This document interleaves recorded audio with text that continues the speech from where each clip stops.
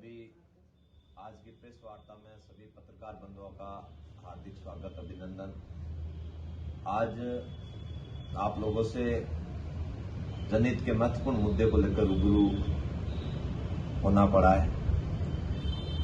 एक social media पे कल ज्ञापन की बात चल रही है, जो कई लोग जो बजरी माफिया को बसाने के लिए पूरे राजस्थान में एक मुहिम छेड़ी है, जिन्होंने जगह जगह पर ज्ञापन के माध्यम से एक ढोंग रचने का जो कार्यक्रम चला रहे हैं, उसका भंडाफोड़ करने के लिए, उसकी सच्चाई आप लोगों के सामने रखने के लिए। और वैसे सच्चाई तो जनता को मालूम है कि पिछले 12 महीने से पूरे राजस्थान में इस बजरी माफिया द्वारा जगह जगह पे जो खनन विभाग की जो पूरी नीतियां हैं, जो नियम है, जो कानून है, जो कायदे हैं, ताक पे रखकर राजस्थान सरकार को साथ में लेकर जो बजरी की खुली लूट मचा रखी है, उसको खिलाफ कई समय से हर जगह पे राजस्थान में जनता त्रस्त है। बालोतरा की बात करें तो हमने 95 दिनों तक धरना भी दिया, आमरण अनशन भी किया और बजरी माफिया के खिलाफ बड़ी रैली भी की, लेकिन उसमें कहीं न कहीं प्रशासन खुद को बौना साबित करते हुए हमारी बात सुनने में नाकाम रहा। हाँ, मान सकते हैं ऊपर से सरकार का दबाव रहे तो प्रशासनिक अधिकारी क्या कर सकते हैं। अब बात आती है कल के विषय की। अब हनुमान जी बेनीवाल जब पूरे राजस्थान में बजरी हल्ला बोल कार्यक्रम कर रहे हैं, जिसमें हमने रिया बड़ी में किया, कोलायत में किया और इसी क्रम में भीलवाड़ा में भी है, और आगामी 24 तारीख को अपने धोरीमीना में बड़ी इस बजरी माफिया के खिलाफ बजरी का हल्ला बोल कार्यक्रम है, उसको लेकर हम जगह जगह पे तैयारियां भी शुरू कर रहे हैं। और उसकी बौखलाहट कल हमने साफ सुनाई दी, क्योंकि जिस हिसाब से तैयारियां चल रही है, जिस हिसाब से जनमानस की इच्छा है उस रैली में जाने की, तो ये पहले से ये चाहते हैं कि भाई हम ऐसा माहौल बना दे, राजपूत वर्सेस जाट कर दे इस मामले को। असल में ऐसा कुछ है नहीं। मैं आज आपके सामने पीसी कर रहा हूं, प्रेस कॉन्फ्रेंस कर रहा हूं। मैं एक ब्राह्मण समाज से ताल्लुक रखने वाला इंसान हूं, जिसने 95 दिनों तक बालोतरा की धरती पर बजरी माफिया के खिलाफ धरना दिया था, आंदोलन किया था और इसकी आवाज को मुखर किया था। और जो बजरी का जो आंदोलन है, उसकी जो शुरुआत है वो अपने बालोतरा की धरती से हुई है। और बालोतरा बाड़मेर की धरती से कोई भी आंदोलन अंगड़ाई लेता है तो वो पूरे राजस्थान की आवाज बनता है। ये हमने आगे आगे भी देखा है, कोई आंदोलन उठा कर देखो। अब बात आती है अपने इसकी इस बजरी माफिया की। मैं माफिया ही कहूंगा, मैं कतई किसी से डरकर उसको ईमानदार या फिर ऐसा कुछ शब्द नहीं दे सकता उसको, क्योंकि पूरी उसने खनन विभाग की नीति को ताक पर रखकर हमारे एरिया की नदी को लूटा है, हमारे असूलों के साथ, हमारे मूल्यों के साथ खिलवाड़ किया उसने। ये बात करते कि राजपूत वर्सेस जाट है। मुझे ये बताओ, किशोर सिंह कानोड़ की होटल में सारा में एक सोते हुए बाइक पर हमला करता है, उसकी हत्या करने का प्रयास करता है। किशोर सिंह कानोड़ कोई जाट का बेटा, ब्राह्मण का बेटा, माली का बेटा है नहीं, राजपूत का बेटा था। उसकी होटल में जाके हमला किया। पिछले दिनों की बात है, समदड़ी ठाकुर साहब पर इसने गाड़ी में बैठे हमला करवाने का प्रयास किया। वो कोई जाट का बेटा था नहीं, ब्राह्मण का बेटा था नहीं, बढ़िया का बेटा था नहीं, किसी का बेटा नहीं था, वो सिर्फ और सिर्फ राजपूत का बेटा था।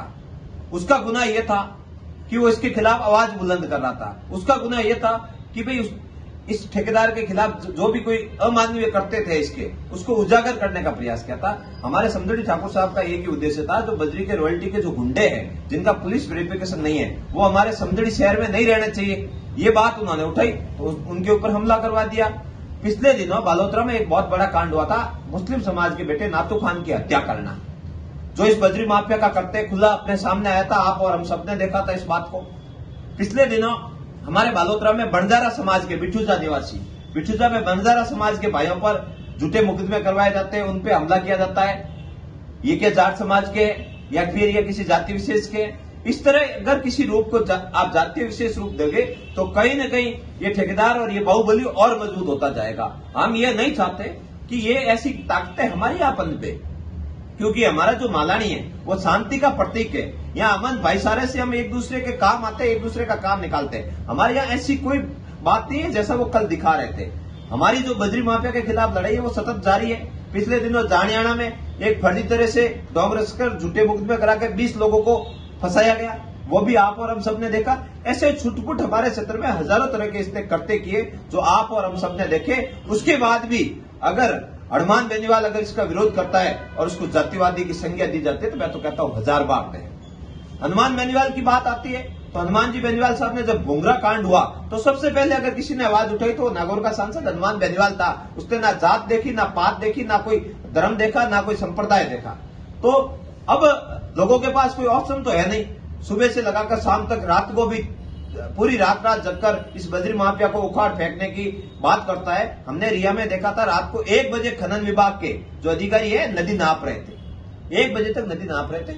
वो चीज यहां ना हो जाए इससे पहले ये जातीय विशेष का इसको उपयोग करके लोगों को डिवाइड करने का कार्यक्रम बना रहे हैं। ये हम कतई होने नहीं देंगे। हम एक एक बात हर आदमी को जाके समझाएंगे कि भाई ये क्यों हो रहा है। बजरी का जो अवैध स्टॉक किया जा रहा है, क्या प्रशासन को मालूम नहीं है ये बजरी का स्टॉक अवैध है? ये बोल रहे हैं कि हमने टीपी ले ली। जब कृषि भूमि में जब कोई भूमि कॉमर्शियल अप्रूव्ड नहीं हो उसके ऊपर एक टोली का भी स्टॉक करना अवैध है। आप चाहे कोई खनन नीति उठा के देख लेना, मैं मान लूंगा। अगर उस पर आप बता दोगे वैध है तो हमें बोल देना, क्योंकि अवैध है वो अवैध है।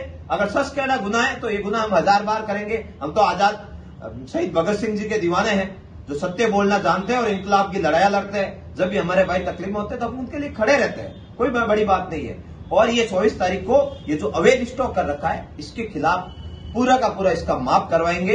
ये कहां से लाए, कैसे ये जमा किया, इसके लिए आवाज को बुलंद करेंगे। ये हमारी आगामी रणनीति है। और जो सबसे बड़ी बात है, पिछले 12 महीने से हमारे ट्रैक्टर भाइयों से हमने एक बात कही थी कि ट्रैक्टर को ऊंट गाड़ी की श्रेणी में लेकर किसान भाइयों के लिए फ्री की जाए। भाई साहब, मेरे घर के पीछे बजरी है और मुझे 1500 रुपए देने पड़ रहे हैं। ये कहां का न्याय है? ये न्याय की बात हो ही नहीं सकती। और जो ट्रैक्टर चालकों को जो रसीद दी जा रही है वो अवैध रसीद है, कोई वैध रसीद नहीं है। और उसके लिए हमने रिया में भी 40 मुकदमे दर्ज करवाए। और 24 तारीख को जब नेताजी का कार्यक्रम रहेगा, हम बाड़मेर में भी जितने हमसे हो सकेंगे ट्रैक्टर भाइयों से सलाह करके इसके ऊपर मुकदमे दर्ज करवाएंगे ठेकेदार को। यही उसको डर सता रहा है कि हनुमान बेनीवाल और इसकी सेना, जो वानर सेना हमारे पीछे पड़ी है, वो कहीं हमें जेल का रास्ता ना दिखा दे, क्योंकि अब सरकार के भी उल्टे दिन शुरू हो गए। ये सब बातें हैं जो हमारे क्षेत्र को बदनाम किया इन जगह जगह पे इन लोगों ने। इसके खिलाफ आवाज बुलंद कर रहे हैं। और जो दूसरी बड़ी बात है वो है अपने दूसरा खनन माफिया, एक नया खनन माफिया और आ गया है। जो पहले हमारे ककरी के जो डंपर थे उनकी 500 रुपए शायद रॉयल्टी ऐसा लग रही थी। अब ये जो नया ठेकेदार है वो 2000 रुपए ले रहा है। और वो ठेकेदार कौन है, मुझे नाम लेने में कोई संकोच नहीं होगा। हमारे पूर्व मंत्री और वर्तमान बायतू के विधायक श्री हरीश जी चौधरी का छोटा भाई मनीष, जो इस मामले में नया खनन माफिया बन के आया है, जिसकी पूरे का पूरा हमारे क्षेत्र को और बदनाम करना चाहता है। मुझे ये बात बताओ, एक दिन पहले तक बजरी ये अपने ककरी के डंपर का 500 रुपए की रॉयल्टी होती है और दूसरे दिन 2000 हो जाती है। ऐसा क्या हो गया? रातों रात कौन सा अपने पहाड़ कम पड़ गए या कुछ ऐसा नया मामला आ गया? तो ये जो नया खनन माफिया पनप रहा है इसके खिलाफ भी हम आवाज बुलंद कर रहे हैं। हमारा ना पहले बता रहे हैं, एक बात फाइनली स्पष्ट कर देते, हमें कोई जाति पात धर्म से कोई लेना देना नहीं। हम किसानों की बात करते हैं, हम हक की बात करते हैं, हम न्याय की बात करते हैं। ये सब बातों को लेकर हमें जो कल हमारे भाई आए उससे गहरा आघात पहुंचा, जो जातीय रूप देने का प्रयास किया। कतई हनुमान बेनीवाल की नीति जाति विशेष को या जातीय आपस में जातों को लड़ाने की नहीं रही है। हमारी बातें किसानों का कर्जा माफ की रही है, हमारी बातें टोल मुक्त राजस्थान की रही है, हमारी बातें जो है अन्याय के खिलाफ न्याय की आवाज को बुलंद करने की लड़ाई रही है। बाकी किसी से कोई वास्ता नहीं है।